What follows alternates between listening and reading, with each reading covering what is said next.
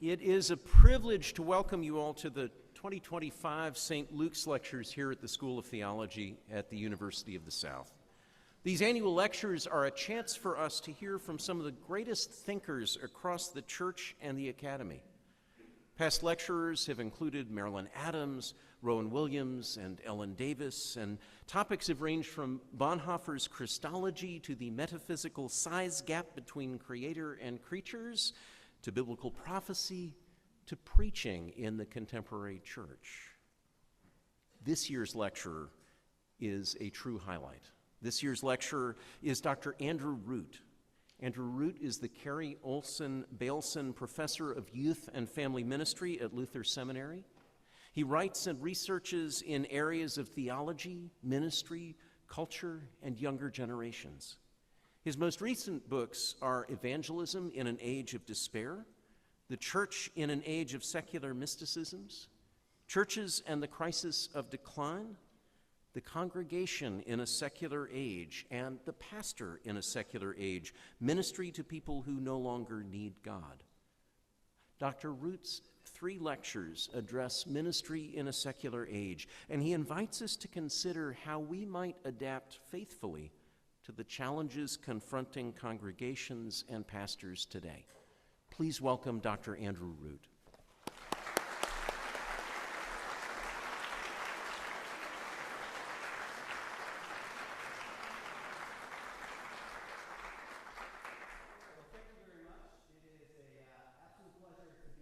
Projecting? Am I on? There we go. There we go. All right. So I'll say it again. It is wonderful to be here and be with you. So I'm going to just jump right in. I have a big question for us. It's a big why question that I want us to explore together. And this why question is, why does it feel like right now ministry is just so hard? Why does it feel like leading a congregation is such a difficult endeavor right now? Now, I find it very, very annoying when people give you a question and then over their 3 lectures build to it, and then in the last 5 minutes answer the question. So we're not going to do that. We're just going to answer this right now. The reason that it's so hard to be in ministry right now is because of the secular. All right, thank you very much. It's been a pleasure to be with you. Thank you. I don't know what that applause means, actually. Some of you are too excited for this. All right, so here's the thing, however, is to say the answer to any question is the secular. It only takes just a little bit of thought to realize that is a very slippery word. What do we actually mean when we say the secular? I'm sure you'll have conversations with folks. You've had conversations last night with fellow students, fellow alums that you've seen, and you'll say something like, oh yeah, the challenges are just there. I mean, we are just dealing in our community with just secular realities. And then they say, oh yeah, I see the secular too. And then you start to talk about it, and you think you're on the same page, and then they say something, you're like, well, I don't know if I agree with that. I mean, there's a lot of overlap when it comes to what we mean by the secular, but it is a very slippery word. So what I want to do particularly with these 2 lectures, this one and then the one this afternoon, is to try to unpack this word. Try to get very clear on what do we mean when we say the secular. And I think there's a lot at stake here, because I think if we define this word, even out of our best intentions, if we have the wrong definition of what this word is and what the forces behind it means, we could end up making matters worse, particularly in the context of ministry, thinking the challenges are something maybe they're not, and we may end up making the matters worse. So let me tell you a story to try to unpack what this word means, how it's impacting our ministries, how it's impacting our congregations and communities. And to do that, I have to tell you a bit of a historical story. But I don't want you to see this as just a historical story. I want you to see it really as a story about how imaginations change, how people's imaginations change across time. But we do have to go back in time. So I have asked to have the time machine here, but I was told it wasn't available today. I don't know, the physics department is using it or something, or the flex capacitor on the DeLorean. We couldn't get clearance to go 88 miles an hour out front. So you're going to have to do this in your head a bit. So you're going to have to use your own imagination to hear a story about imagination. But let's go back in time. And if we're going to go back in time, let's leave North America. Let's go somewhere exotic. Let's go to the 14th century, and let's go to Paris. Let's go to Paris, walk the Latin quarters of the 14th century. If we were to do that, we would be entering a society where there was no secular. If there was a dial of the secular, it was set at 0. This was a society where there was no secular. Now, of course, people weren't ignorant or dumb. They knew there was a difference between what was sacred and what was profane. For instance, they knew when they went to the cathedral and took the Eucharist, they knew the chalice the priest gave them, that the chalice the priest held the wine in, that this was a holy object. And they knew when they went to their farm or their field and they picked up a hoe or a shovel, they knew that was a profane reality. But for the most part, all those things fit together. It was very hard not to believe and live in a secular 0 world. Everything taught. The whole society taught. The liturgy existed beyond just the act of worship. It was everywhere in society. How you talked, how you dressed, it all perpetuated belief. Like I said, it's very hard. It was very, very hard in a secular 0 world to not believe. As a matter of fact, we don't really even have a word for atheist before this. Now, there is a statue in Venice, Italy. This is the statue. I always ask groups of people, do you know who this statue is? No one does. And I'm always actually quite relieved that no one does, because if you're someone who raises your hand right away and says, oh, I know that person, my hobby is looking at statues on Google Images, I would think you're a very strange person.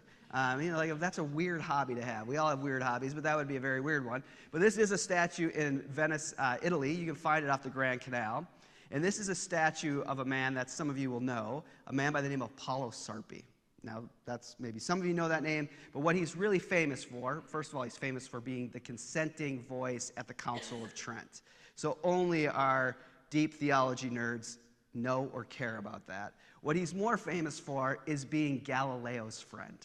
So Paolo Sarpi was the one who encouraged Galileo to write his book that the earth moved around the sun, not the sun around the earth, that got him in deep hot water with the Jesuits.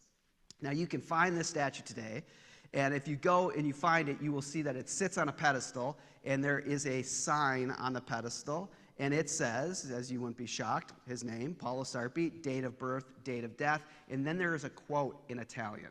And it is in Italian, so if you don't speak Italian, you're going to have to find a hunky Italian man to translate it for you. So I've just given you a pickup line. You're welcome. You can use that if you need to. But this is what it says in Italian. It says, Paolo Sarpi, the only unbeliever of his generation. That's marvelous. And we're talking early 16th century. I mean, I've taken you back to the 14th century, but we're talking early 16th century. If you don't believe in the early 16th century and you die, you get a statue. I mean, that's unbelievable. I mean, I just came from Nashville. I would imagine Nashville's a weird place in itself compared to the rest of the country. There's a lot of people who still go to church and write country songs about God and stuff. But still, if there was a statue for everyone in Nashville who didn't believe, traffic would be worse. I mean, there would be a lot of statues all over the place. But in a secular 0 world, it was nearly impossible not to believe. Now, I don't even know what it would be like. I don't even really know how to imagine what it would be like to be a late modern person like we are and go back to secular 0. I'm not sure it's possible. I'm not sure many of us or some of us in this room would want that, but I'm not even sure how you would do it or what it would look like. I only know one thought experiment in pop culture that's tried to imagine a late modern society that goes all the way back to secular 0. And in this writer-author's mind, it is an utter dystopia. And it has become a Hulu TV show that the first 2 seasons were amazing and the rest of them were garbage. But this little show called The Handmaid's Tale. I don't know if you've seen The Handmaid's Tale, but The Handmaid's Tale is based off a novel written in the mid-1980s by a Canadian author named Margaret Atwood. And what she imagines is that America, or what was America, has fallen to a very right-wing religious group who renames America Gilead, and America is no more. Actually, if you know the first 2 seasons of this show, or you've read the books, you know America does still exist, but it doesn't exist anymore in the land. It now exists as enclave diaspora in Toronto. Now, I know the genre of this book is dystopian, but honestly, people, America existing in Toronto, this is fantasy. This is exactly. Canadians are so nice, they would never admit this, but if you get them a few beers in them, they will admit to you the most luscious dream they could ever have is America in Toronto. Like, that is the most luscious thought they could ever think. So America does exist, but it exists in Toronto. But this right-wing group has taken America, or what was America, all the way back to secular zero. One of the most haunting things of season 1 and 2 is that these women have to go to the supermarket, and when they go to the supermarket, they have to, or they're punished. They're put on the wall if they don't enact the liturgy. So they have to say, under his eye, or may the Lord open. They have to dress their station before God. That they have to do all of these things and live in this kind of secular zero way, or they're punished for it. Now, Margaret Atwood does think this is dystopian. This is an absolute nightmare, that you could be a late modern society and go all the way back to secular zero. She thinks it's frightening. And I do talk to a lot of seminary presidents. I talk to a lot of bishops. I talk to a lot of other leaders of Protestant and Catholic communities, and everyone's worried about young adults, the future of the church, the anxiety and pressure clergy feel. No one, no leader in any judicatory has ever said to me, you know what we're going for in our area? Handmaid's Tale. That's what we're really working towards. No one wants that. I mean, it feels like an utter dystopian reality. And part of the reason that Atwood thinks it's an utter dystopia, and maybe none of us really want to go back to this, is you have to have 3 things to live in a secular zero world that I'm not so sure we have anymore. First of all, you have to have a deep sense that the world is an enchanted place, that there are devils and demons everywhere. There are angelic forces at work, and they are moving throughout history. They are impacting human agency, that there is a deep enchanted reality. The second piece of that, and interconnected with that, is you have to have a sense that things you can touch and feel, the things that you can hold or see, can be imbued with either a divine force or an evil force. And if you get close to those things, if you touch those or are in their presence, they can radiate either their evil or their good to the very essence of your being, that yourself is quite porous and open to such realities. You have to have all 3 of these things powerfully in play to live in a secular zero world. Now, there's a great book written by an Oxford historian named Keith Thomas, who wrote this book called Religion in the Decline of Magic. It's a great book, and one of the things that I remember vividly of this book is he tells a story about the high medieval period in England and in the British Isles, that there was a controversy. And the controversy that they discovered was that people were coming to have the Eucharist, they were having the host put on their tongue, and then they were leaving the cathedral without swallowing the host. And they were going home, and they were taking it out of their mouth, and they were feeding it to their sick pig, or they were crumpling it up and putting it in the soil of their field, not because they were denigrating it, but because they held it to be powerful. And if they needed that pig to survive so their kids could eat, you gave a little of the host to the pig. If you almost all starved to death in this village because you had a bad crop yield last year, why not put a little of Jesus' host in the soil and get a better crop yield this year? Well, you can imagine bishops, cardinals, priests, very, very, very deeply uncomfortable with this. So they called a meeting.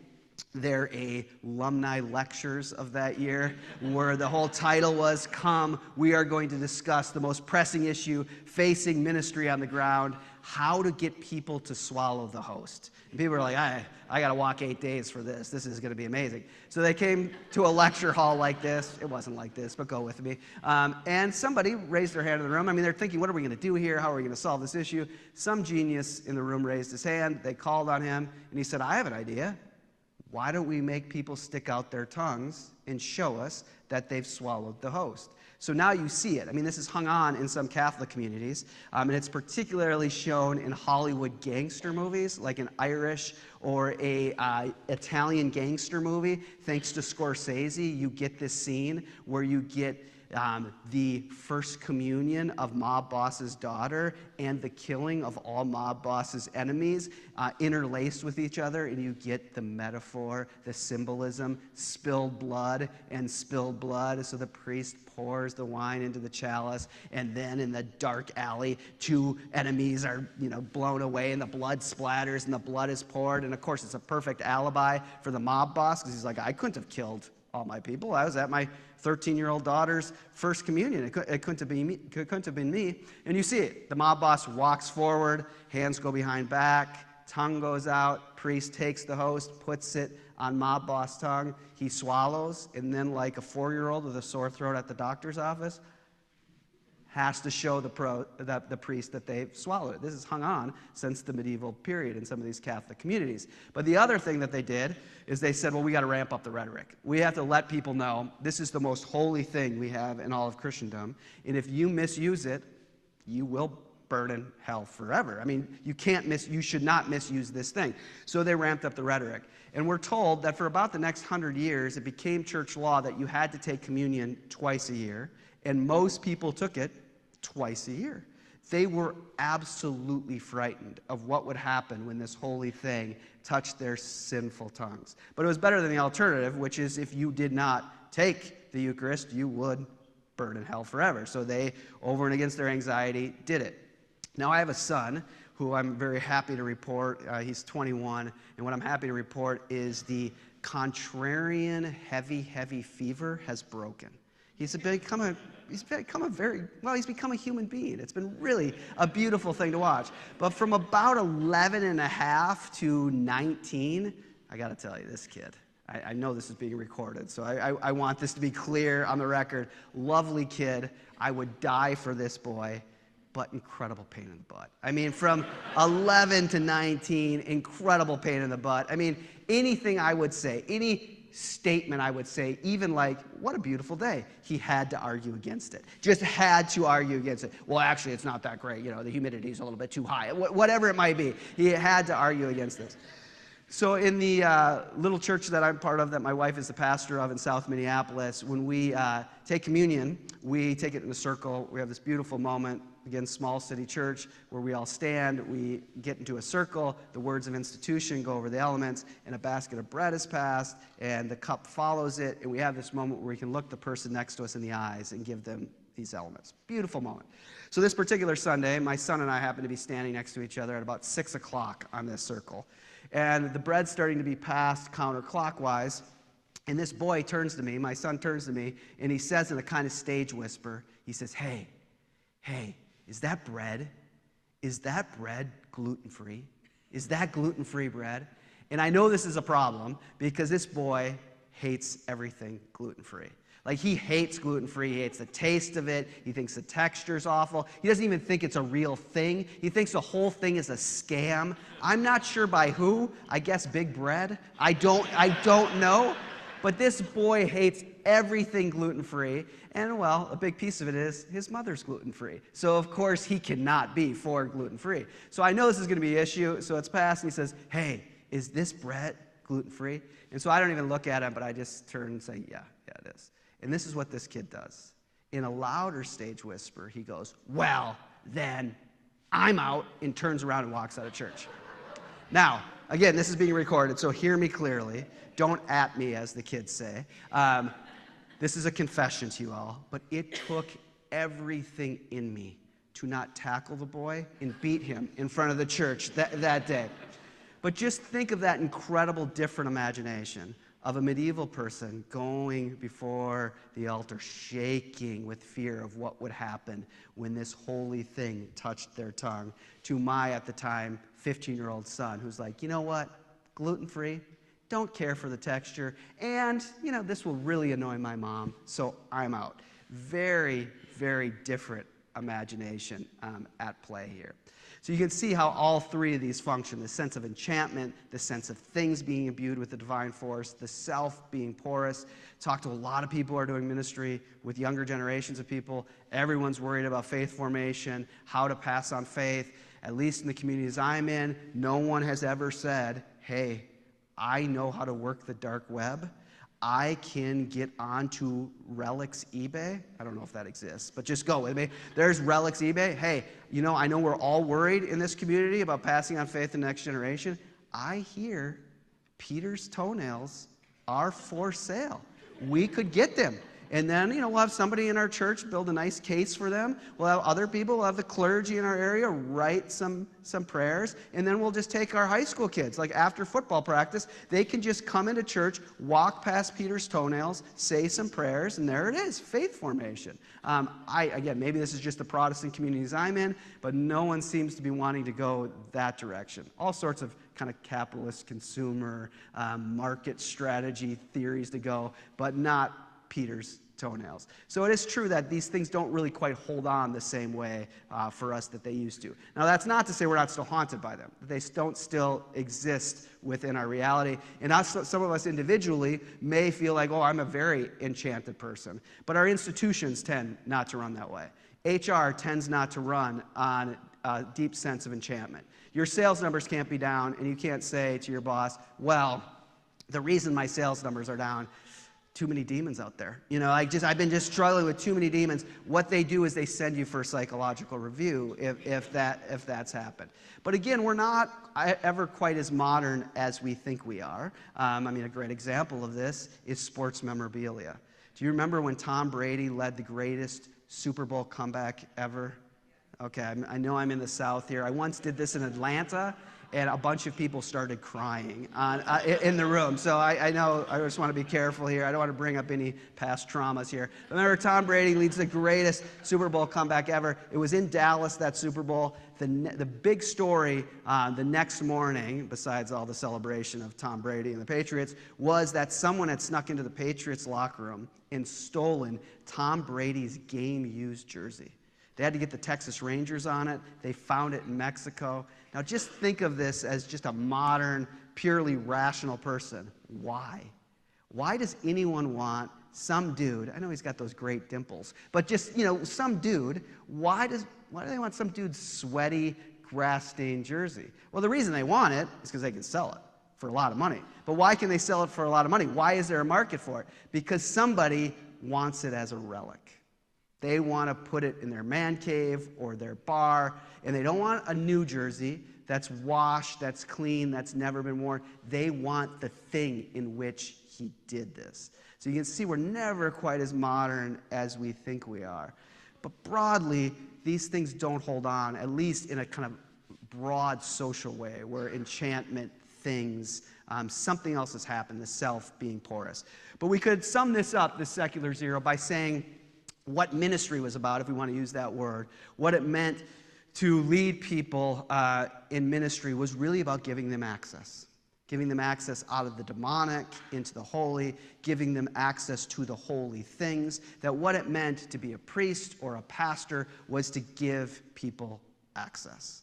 Now, something has changed, and what I want you to see is whatever the secular is, as we try to define this word, whatever it is, it comes against the backdrop of this reality. It comes out of this reality. It comes out of a time where there was no secular. But it arrives, and we could call, when it arrives, secular one. We could call it secular one, and it arrives with this incredibly amazing new way of imagining ourselves. And it comes with this sense that there is something public and there is something private, that there's a public-private divide, that the secular arrives on this new kind of imagination.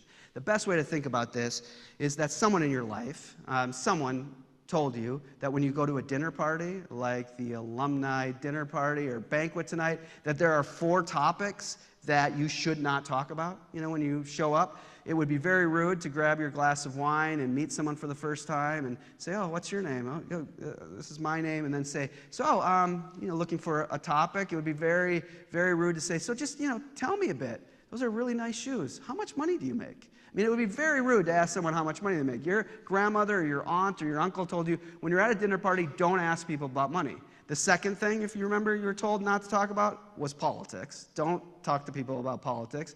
Now that's kind of hard in our day and age because in some sense politics has become entertainment. So some places you're like, what else do you talk about but politics? But for the most part, you're not supposed to talk about politics. The third thing is held on, I think is held on well. And the third thing was that you are not supposed to talk about your sex life. It'd be very rude tonight to meet someone, get their name and say, well, just tell me a little bit about your sex life. Like that would... You'd be at a very weird dinner party if that was the conversation. But then there was the fourth thing. And the fourth thing you weren't supposed to talk about was religion. So there they are, the 4 things your grandmother told you not to talk about at a dinner party. Do not talk about money. Do not talk about politics. Do not talk about sex. Do not talk about religion. Why are those the 4 topics that you are not supposed to talk about? Those 4 topics you're not supposed to talk about because those topics are impolite. And polite people do not talk about those topics in public because those 4 topics are assumed to be private. Those are private realities. And polite people do not talk about private things in public. This is a major shift in our imagination. When we assume that belief is a private reality. When we assume that it's a private reality, we enter into, or the building blocks of whatever the secular is starts to come. When we assume that this is a private sense. So it means things are eclipsed. All those things are eclipsed. By now, what becomes very important is wills.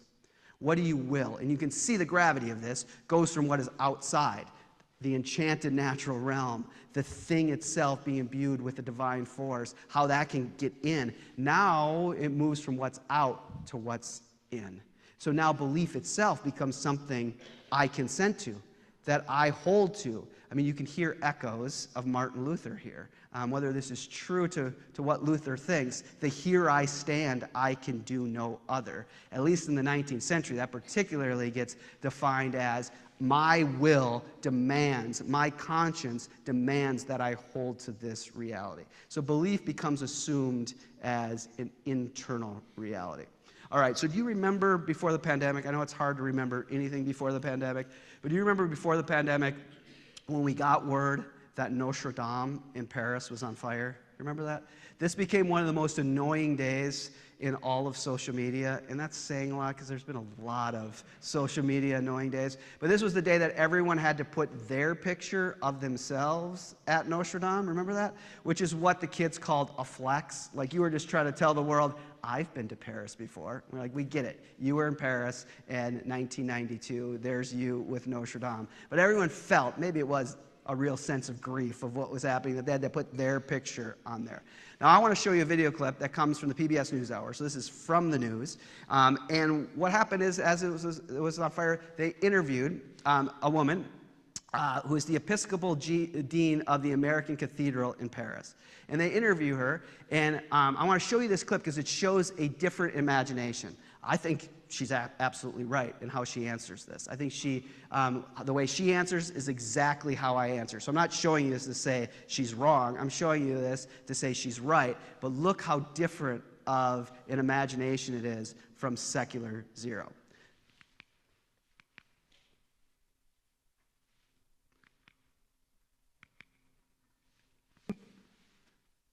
Led is Dean of the American Cathedral in Paris. It's brought out in all of us how much we care, not just about the building, which is gorgeous and historic, but about what it stands for. Paris, France, Europe, the world, tradition, Christian faith at its finest. Christian faith that endures. The Dean is grateful that so many relics survived. The relics are important, whether or not it really was Jesus' crown of thorns, for instance. Who knows? What's important is that it was a focus of faith, a focus of people's prayers for hundreds of years. So the things themselves are not so important as what they stand for, what they mean to people, the faith they evoke. At present, the precise... All right, so you hear it. It's almost as if I paid her to say this. I mean, it illustrates this point very, very well. And again, it's to say that I think she's right. This is exactly how I would answer if a camera was in front of my face. It may be just how I would intellectually answer the question now, but very different imagination from secular zero. I mean, first of all, she, as a modern person, makes a modern statement. For instance, was Jesus' crown of thorns, was it really Jesus' crown of thorns? I mean, was it really, really? You have to kind of be a modern person, really, to ask that question. And what would verify that it actually really is Jesus' crown of thorns? Would we need to run a DNA test on it? Like, what would verify that it really, really is? Now, of course, some medieval people would ask questions like that, but for the most part, that wasn't a driving question, particularly didn't lead you into doubt. One of my favorite stories from the ancient church is when Constantine's mother, Helena, goes to the Holy Land and is trying to find the cross that Jesus was crucified on. And the verification to find the real cross was she took someone with leprosy, and she just kept touching the different wood to the person with leprosy, and the person who was healed Well, there it is. Take this one back to Constantinople. Like this is the real thing. Very different kind of verification than we would need to say, is this really, really Jesus' crown of thorns? Many of us in this room, well, maybe not in this room, but for sure people in our congregations, if we said, well, we know in Paris they have really Jesus' crown of thorns, because they put it on people's heads, they've just been completely healed. People are like, I don't know about that. There's some manipulation going on there. So first of all, the question, is it really, really? But then she says something really profound. And again, this isn't wrong. It's just a different imagination. She says, well, does it even matter? Does it really even matter if it's really, really the thing? No, it doesn't matter. Because what mattered is that it inspired people to pray. It did something internally to people. It moved them to have an encounter internal. The thing itself, she even says these words, the thing itself doesn't matter. What matters is what it provoked within. This just illustrates this transition that happens within the modern period, where we think the actual action of belief is not outside, it's now inside. Now, when this starts to dawn, particularly after the Reformation, when this starts to occur, this isn't the lowering the bar of belief, not yet, not really until the 19th century. At the beginning of this, especially in the Reformed countries, especially in the Lutheran lands, it meant a heightening of the bar. It meant that you now were a priest, that you now had to live as a priest. My students love, their favorite Lutheran doctrine is the priesthood of all believers. They love it. But they tend to assume it's about democracy. No, really, it's more about a 1960s, don't tread on me. You know, like what the priest of all believers means is that I'm a priest, you're a priest, so no one can tell me what to do. You know, like that's kind of what they assume. That's not really what the priesthood of all believers is. The priesthood of all believers is a new way of living where you now need to quite literally live as a priest. You need to spend your days in constant prayer. You can't offsource all of those practices to those people on that hill in that monastery. You need to do it. You need to read the Holy Scriptures. You need to pray. And we do have Puritan women. We have artifacts of Puritan women who came over to this country who kept time journals where they kept track of every second of every day to make sure that their heart was turned towards God. And if you read enough of Jonathan Edwards' sermons, you can hear this. He is beckoning his congregation at every turn to always have their heart turned towards God, to take responsibility for their own inner life, but also their children's inner life, and on it goes. So I grew up in a conservative Lutheran denomination. My pastor really only preached Paul's epistles. I mean, he was a good Lutheran. Just really Paul's epistles is all he really preached. And I vividly remember one sermon from my growing up. Now, that's really sad. I mean, I don't know what it says. I remember one sermon, and what's sad about that is I was there pretty much every week. Like, I was the nerdy church kid, was there every week, but I seriously can only remember one sermon, which I think doesn't say anything about my pastor. It says a lot about me, that my brain was warped by watching too many reruns of Gilligan's Island and Brady Bunch and Saved by the Bell. You know, like all those episodes. I'm dating myself here a bit. But I think it warped my brain. So I only remember one sermon. And I remember it was the one time my Lutheran pastor, who only preached Paul's epistles, preached a Jonathan Edwards-esque sermon. It's the only time. And I remember the refrain of the sermon. I remember it vividly. He said, this was the refrain, if you waste time, you steal from God. If you waste time, you steal from God. I remember it vividly. I remember where I was sitting in the sanctuary, and he said this refrain, and I kept rolling it over in my head. If you waste time, you steal from God. If you waste time, you steal from God. I couldn't believe it. And I almost couldn't listen to the rest of the sermon. This refrain was going over my mind. If you waste time, you steal from God. And I remember thinking to myself, my gosh, I'm in 5th grade. I remember thinking that. I'm in 5th grade. I've been going to school for 6 years. And then I thought, I hate school. I hate everything about school. I go to school from 8:30 in the morning to 3:30 in the afternoon. I hate school. I hate every piece of it. What I have done over these 6 years is hone my time-wasting skills. I mean, I'm a time-wasting savant, is what I've thought. I sneak in magazines and can read them, and the teacher doesn't know. I have I pass notes. I have a whole kind of litany of daydreaming routines I go throughout the day. All I do is waste time. I couldn't believe it. If you waste time, you steal from God. That was the one time he preached a Jonathan Edwards-esque sermon, and then he just went back to law and gospel in Paul. That was it. But you can hear it there, that at the beginning of this sense of the move internal was a demand, that we all now had to live at this high level, that the will becomes important. What do you willfully consent to? What do you willfully believe? Again, I want you to see the action goes from what's out to what is internal. When this occurs, we live inside of a structure that we all now inherit. This also becomes the time where the modern denomination becomes very significant, that the modern denomination starts to play. The modern denomination is a structure built for a public-private divide, that it exists in that reality. And this haunts every modern denomination. When I say modern denomination, I mean like the United Methodists and the Lutheran Church, the ELCA, the Evangelical Lutheran Church America, the Peace USA, the Episcopal Church. I mean, all of us who are kind of inside these modern institutions, we're all haunted by a reality. If we admit it, we do, but it is there. And we're haunted by the reality that our modern denominations can only exist for one more generation. Okay, let me be really clear. What I am saying is not every modern denomination will only exist for one more generation. What I mean is we all know, whether we want to face it or not, that we can only exist for one more generation if the next generation does not willfully decide to enact their life inside that collective. If the next generation does not decide to be Episcopalian, if the next generation does not decide to be United Methodist, if the next generation does not decide to be ELCA Lutheran, there's no other mechanism that keeps them going. The next generation will have to willfully decide to do this. This is why just about every mainline denomination I know has an every 3 or 4 year youth gathering. Is there one in the Episcopal Church, what kind of youth gathering? Creatively, in the ELCA, it is called the youth gathering. I mean, it's amazing.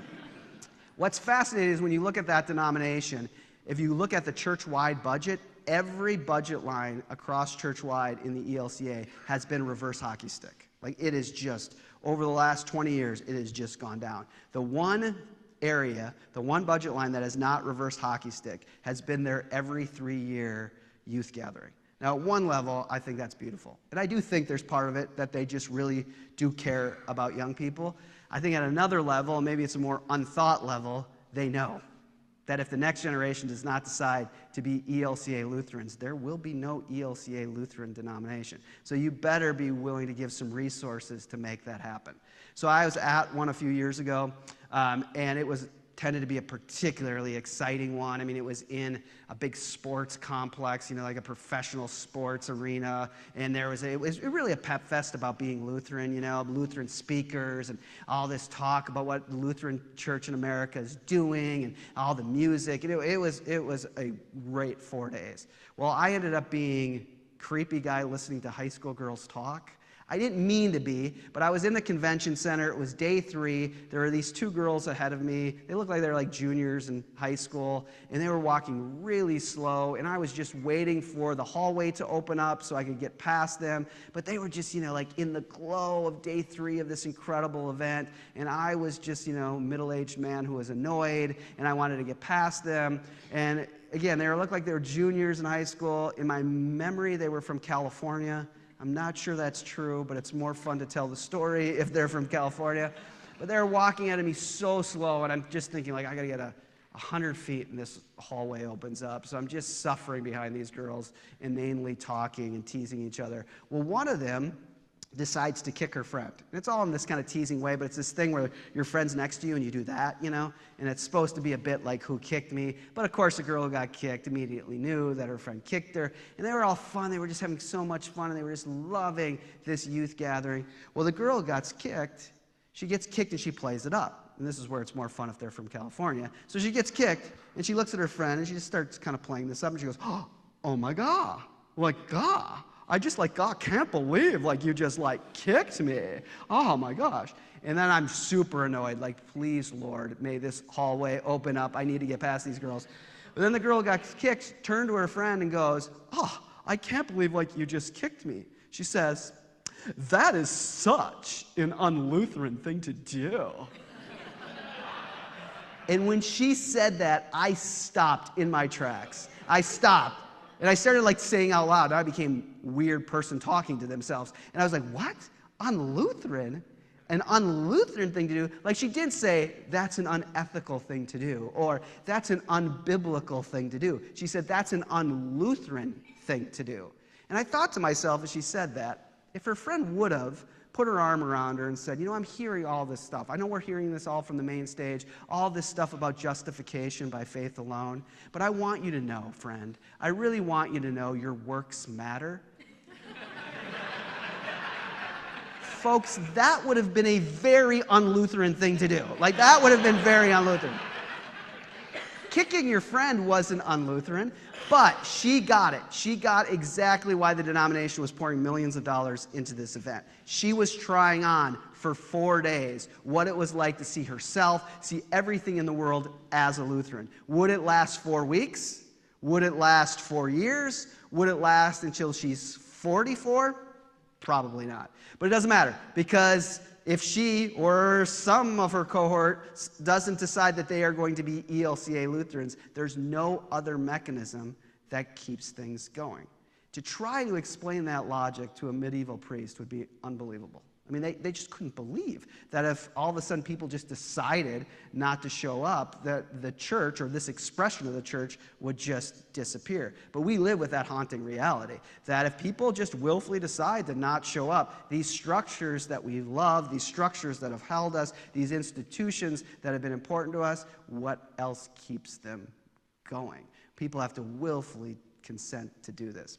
The other element is that we move from living in a cosmos to living in a universe. I want to share with you, I'm not going to do it because I like you all too much, but I'm going to share one of my favorite pranks I do in rooms filled with clergy people, pastors who are overseeing congregations. This is another date that was before the pandemic, so it's hard to remember.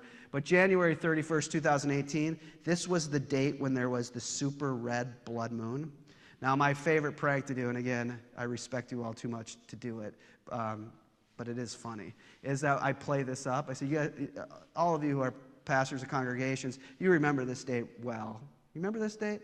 Because, you know, you never had more pastoral care calls than the week before this and the 10 days after. Remember how busy you were? Like, remember how many pastoral cares you did? You haven't done that many pastoral care calls in the rest of your career besides those 2 weeks. Remember that? And I just keep playing it up, and then you can start to see the anxiety fill in the room because these pastors start looking at you like, I wasn't. Were you busy? Well, what's wrong with my church? I didn't do any pastoral care calls. I don't remember that date at all. And, of course, I'm totally pranking them. No one remembers this date. But you can imagine, in a different imagination, that people could have, you as a pastor could have been incredibly busy during this time. Because like I said, this is a time where the super red blood moon. And in a different kind of imagination, you could have had all sorts of texts and phone calls saying, Pastor, we need to talk.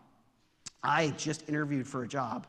And that will mean moving my family to Chicago. But now I hear there's a super red blood moon. What does it mean? Does God want me to take the job or not take the job? Or, Pastor, we're trying to have a baby, but now there's a super red blood moon. Is it safe to have a baby or not? The idea behind this is when you live in a cosmos, even the natural phenomenon speaks. It means something. There's a message there. And you particularly need your priest or your holy person to interpret what's going on here, what's happening here. Because God is active and moving within the world. And this is a story. There's a message here. It needs to be interpreted. It needs to be discerned. But that all flips and that all goes away when you don't live in a cosmos, but you live in a universe.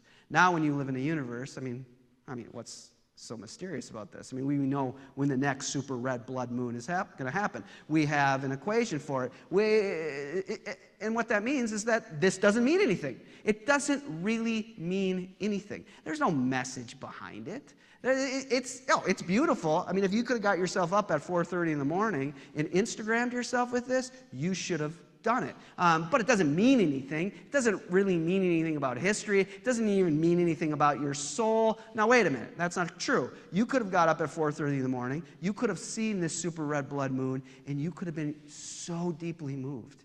And you could have been so touched in such a way that you think, my gosh, there is a good God in the universe. Beauty radiates to me, and it speaks that there is a divine force in control of this. But the person next to you, your spouse who got up too, is like, I don't get it, I'm going to bed. It means nothing to them. So the meaning of it cannot be out there in the super red blood moon. It's the meaning you take within yourself. So you could go to those mountains, you could see those mountains, and you could think, God's majesty is so clear to me. But all those 8th graders you've taken on that backpacking trip are all just like, where's my phone? I don't get it.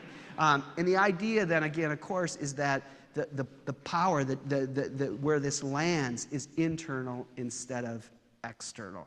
You see, it's internal instead of external. So we live not in a cosmos, but live in a universe. So this clicks forward, and it's not about access anymore. When secular one arrives, the congregation, the pastor, becomes about demonstrate. The church becomes a place, the local congregation becomes a place of demonstration. And if you are a pastor, this becomes very difficult.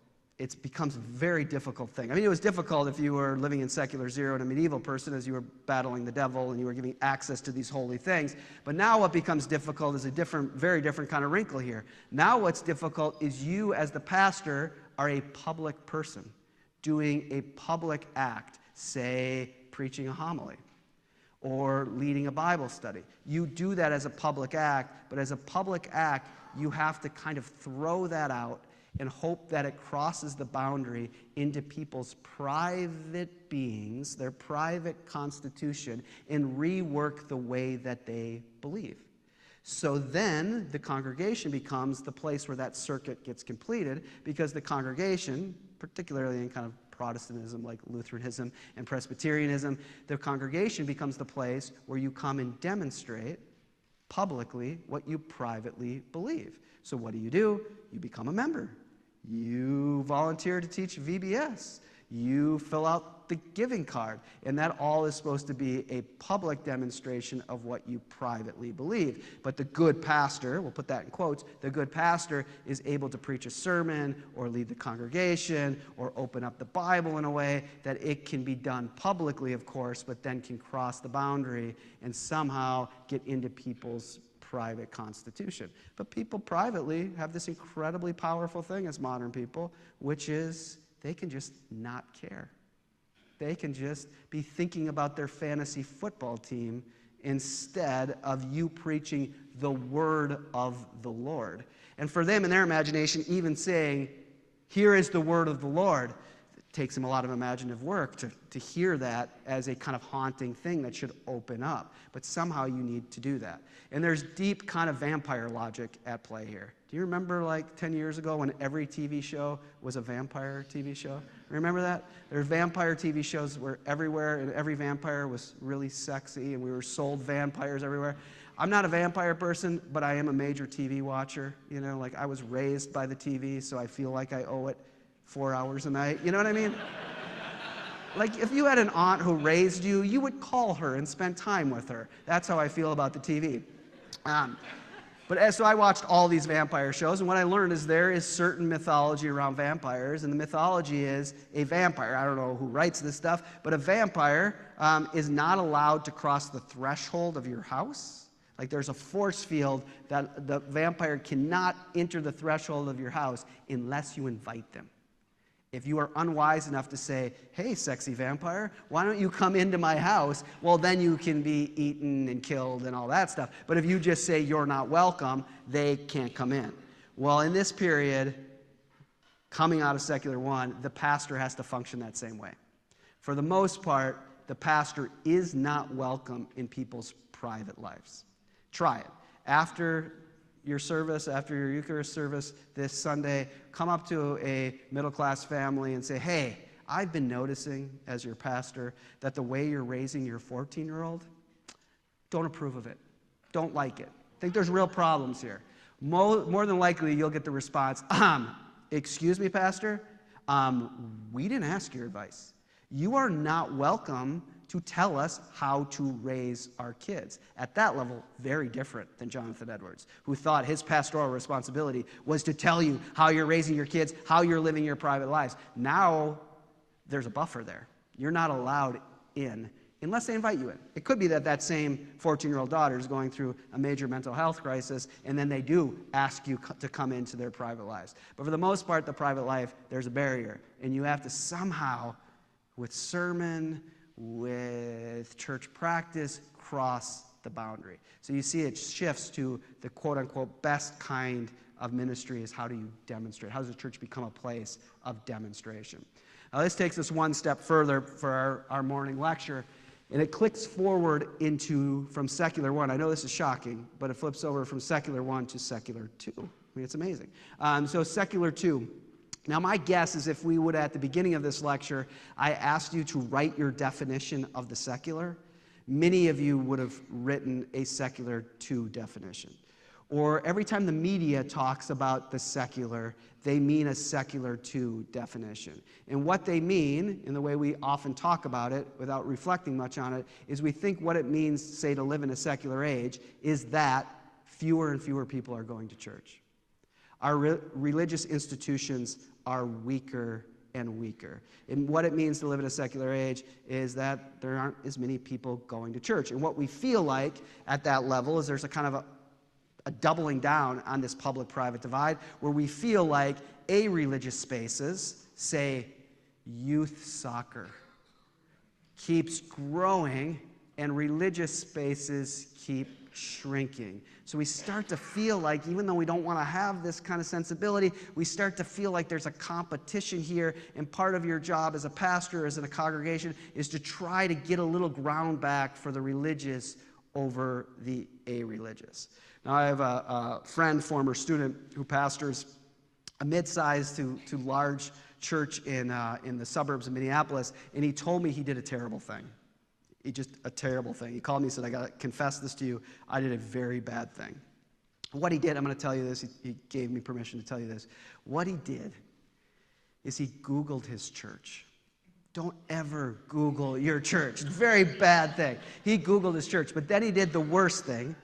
He looked and he saw that his church had 8 Google reviews. I don't know if you know this, but you can Google review just about everything. I think if we wanted, we could Google review this podium right now. You know, like you can Google review anything. And so to his surprise, his church had 8 Google reviews. He did the worst thing. Don't ever, ever do this. He decided to read those Google reviews. So he thought he could get away with it. He was at 4.8 stars out of 5. He thought, I could use some affirmation today. So he starts reading them, and they all were really positive. The first review said, "We love this church. The carpets are always clean at this church." That was the first review. Second review said, "We love this church. We feel very safe putting our daughter in the nursery. This church is committed." They stated they're committed to sanitizing all the nursery toys once a quarter. We feel very comfortable with our daughter being in it. The third one said, "We love this church. The preaching is above average. We laugh often. Totally worth our 25-minute drive." And on they went. And he said every one he read, again, all positive, with everyone, he got a deeper and deeper sinking feeling because he realized they were all written just like Airbnb reviews. They were all about the amenities. And I think actually this is the red herring, is that it goes from demonstrate to participate.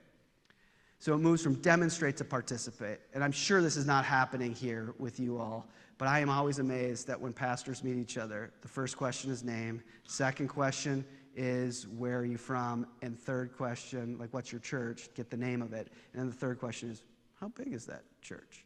It doesn't happen with you all, but Lutherans, all the time. For people justified by faith alone, it's amazing how much size of your church really matters and how your career is justified. But this starts to be the kind of model we start to have, or the imagination of the good pastor, the good church, is how are you getting a little bit more market share here? How are you beating back the secular forces for more of the religious realities. Now, this is what I want to say as we close this first lecture, is this is reality. I don't want to be Pollyanna here and say, oh, we're about something deeper than this. This is an issue. I mean, within the ELCA, we are very aware that if the denomination as a whole loses another 14, 15% of people, well, I mean, it's hard to justify now the denomination needing 7 seminaries. They surely don't need 7 seminaries if we lose more people. I like my job. I like my job a lot. A lot of us have to oversee very beautiful buildings, and we know, I mean, this is really quite true. The majority of churches in America are one roof leak away from never being able to recover. One unplanned roof leak, and all of a sudden a $900,000 bill that they were not expecting, they will never recover from it. That part-time nursery worker who's working this part-time job to make sure her father has the medication he needs, there's a responsibility on you to keep her job. You want her to keep even her 15, 20-hour-a-week job. So let's not be Pollyanna about this. This is a major issue. Secular two realities of loss of people, loss of resources really matter. However, I'm not so sure what it means to live in a secular age is just that fewer and fewer people are going to church. I think there's something much deeper at play. Now, do you remember when you saw the first Lord of the Rings movie? Some of you who are old enough to remember this and saw it in the theater. Remember, you went to the theater, you're so excited. Peter Jackson was doing his own kind of dramatic rendering of the Lord of the Rings. You sat through the theater, it was right around Christmas time. You sat through the theater 3 hours and 15 minutes. Remember that? And then the last scene of the first movie is Frodo turns to his buddy and says, we're taking this ring up the mountain. And then it goes black, and then the credits roll. Maybe you were like me, where you were like, wait, what? I sat here for 3 hours for the movie to begin? That's exactly how this presentation should feel right now, because I have taken you an hour, and we are going to stop, and we will pick it up. So we're going to take this ring up the mountain, but you're going to have to wait until this afternoon for that. So thank you all.